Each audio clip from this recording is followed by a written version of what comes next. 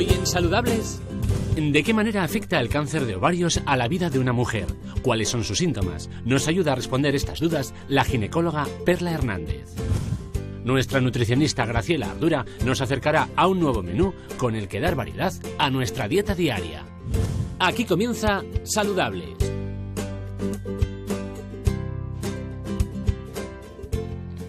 Bienvenidos y bienvenidas una tarde más a Saludables. Temas muy interesantes, como siempre, en un lunes en el que empezamos una semana y con una pregunta que nos hicieron ustedes.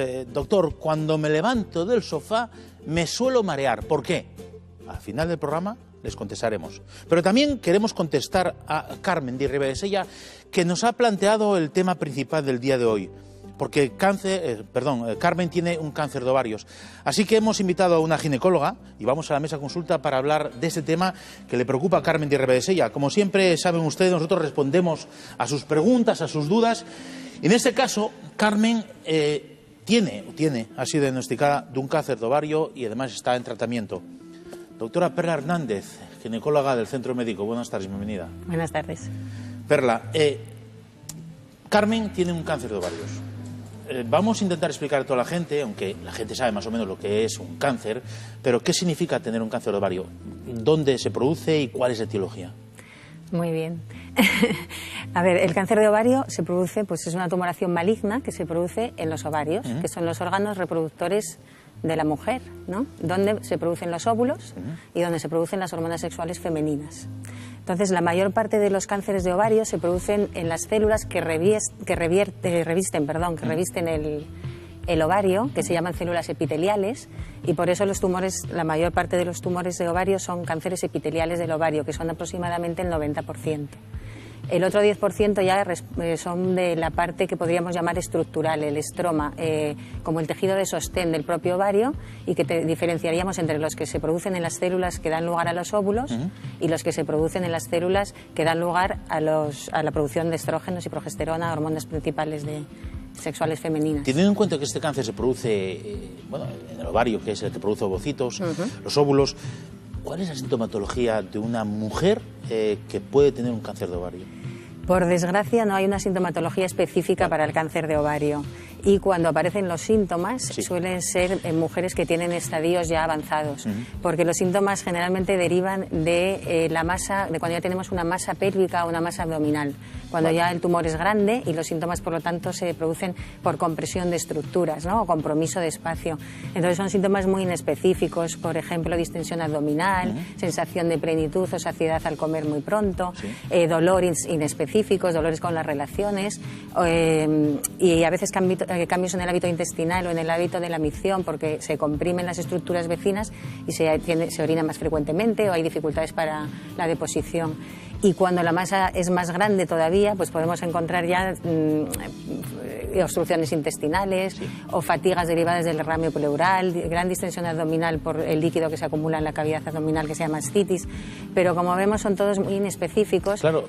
Es difícil diagnosticar y me imagino que para un médico de cabecera, a todo caso, puede predisponer el hecho de que... Claro. Me imagino que lo fundamental es que la mujer vaya a una revisión ginecológica cada X tiempo, una vez al año por lo menos, ¿no? Hombre, el que la mujer vaya a la revisión nos va a facilitar que que se diagnostiquen en estadios más precoces. Pero la realidad es que solo el 20% se diagnostican en un estadio precoz.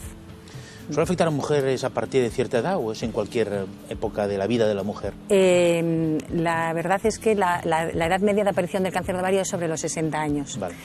Con cada década va aumentando el riesgo. Y aunque estamos hablando de estos tumores que son mayoritarios, los epiteliales, los del estroma en realidad pueden afectar a edades más jóvenes, pero en general son 60 años la edad media. Prevención, difícil hablar de una prevención cuando hablamos de un cáncer que afecta a un órgano tan sumamente identificativo de la mujer, ¿no? Es difícil y de hecho no existe pruebas de diagnóstico precoz para el cáncer de ovario hoy por hoy. La prevención podríamos decir que como en todas las patologías, pues sería aumentar los factores protectores, disminuir los factores de riesgo, pero realmente es difícil porque los factores de riesgo son poco manejables. Uno es la edad, ¿no? Con cada década aumentar el riesgo, pero eso no lo podemos modificar. Otro serían los antecedentes familiares de cáncer de mama o de ovario. tampoco podemos modificar esto. Sí, la información podemos utilizarla, pero no podemos modificarla, ¿no? Entonces, bueno, lo que es fundamental no se puede manejar, ¿no? Y hay otros factores no tan reconocidos o sin evidencia científica todavía, como sería el sobrepeso, la dieta, el alcohol, el tabaco, pero... Sí, una vida saludable. Realmente es una vida saludable, no hay gran cosas que hacer. ¿El tratamiento directamente por el hecho de que hay una masa es la intervención quirúrgica? El tratamiento combina dos partes. La cirugía, que tiene a su vez otras dos partes. Una es la del estadiaje. Hay que diagnosticar la enfermedad y estadiar en qué situación nos encontramos respecto al avance. Y es, por otra parte, resolutiva, también terapéutica. Y a eso se le asociaría la quimioterapia. Vale. Entonces, la cirugía, el estadiaje y la cirugía terapéutica se pueden hacer en un solo paso, aunque no es imprescindible, a veces se demora. Y esta cirugía, bueno, pues consiste en quitar el útero, los ovarios, en quitar los ganglios de la pelvis y de alrededor de la aorta y de la cava, en quitar el epiplon, que es, bueno, la grasa que recubre el intestino, en quitar el apéndice, en hacer biopsias de peritoneo por determinadas zonas de toda la cavidad abdominal, y en lavado pélvico, que bueno, se hace para ver si hay células sueltas por la cavidad abdominal que sean cancerígenas. Esto ya puede ser el tratamiento definitivo. Si los estadios son más avanzados, habrá que quitar cualquier órgano o parte de órgano que esté afectado, porque la cirugía del cáncer de ovario es citorreductora. Tenemos que conseguir quitar todo el tumor o dejar la mínima cantidad de tumor posible. Y posteriormente a esto se hará la quimioterapia, que normalmente son 6 ciclos. Cuando diagnosticamos estadios más avanzados, a veces se hace quimioterapia previa, cirugía y quimioterapia posterior. Yo sé que la tasa de supervivencia se ha triplicado, ¿no? O sea, ha mejorado muchísimo, pero Carmen, en su consulta, nos decía que tiene miedo a las revisiones y a las recaídas. ¿Qué podemos decir a Carmen y a todas las mujeres que tienen un cáncer de ovario para darles ánimo, para decir que, bueno, que es una enfermedad que tiene en un principio un diagnóstico, un tratamiento? ¿Qué les podemos decir?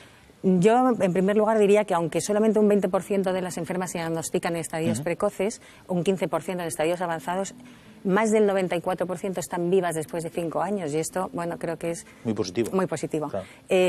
Por otra parte, los seguimientos están muy protocolizados y, bueno, durante los 2 primeros años se mira a las pacientes cada 4 meses, posteriormente cada 6 meses hasta los 5 años, y luego ya se pasa a anuales. Yo creo que las pacientes tienen que aprovechar esas revisiones y ver que el médico no solo está para, bueno, ver su evolución y su posibilidad de recidiva y cogerla cuanto antes y actuar, sino para transmitirle y preguntarle todo lo que le cause ansiedad, saber qué va a pasar si en un momento dado pues tenemos la desgracia de que hay una recidiva, porque las recidivas también se tratan y se tratan con buenos resultados. Transmitirle, o sea, que el médico también pueda transmitirle una seguridad, ¿no? Que lo que se está haciendo es para algo, no solamente es pruebas diagnósticas y ya está, ¿no? Sino que es para conseguir unos mejores resultados. El médico de toda la vida, el que empatiza con el paciente y que, bueno, a Carmen le tenemos que decir eso, que hable con su médico o su médica, con su ginecólogo o ginecóloga, que le traslade todos los temores que pueda tener, porque es la mejor manera de darle confianza y de darle ánimos para seguir luchando y superando la enfermedad. Como vimos, la tasa de supervivencia es muy alta a los 5 años, pues es eso, es empatizando, es hablando con tu médico o tu ginecólogo. Pues la doctora Perla Hernández, ginecóloga del Centro Médico, un verdadero placer tenerte aquí y verte después de tantos años. Sí. Y nada, tengo que invitarte para que vuelvas otra vez a hablarnos de tu especialidad, la ginecología. Muchísimas gracias, Perla, por tus enseñanzas y recomendaciones sobre todo. Muchas gracias. Gracias.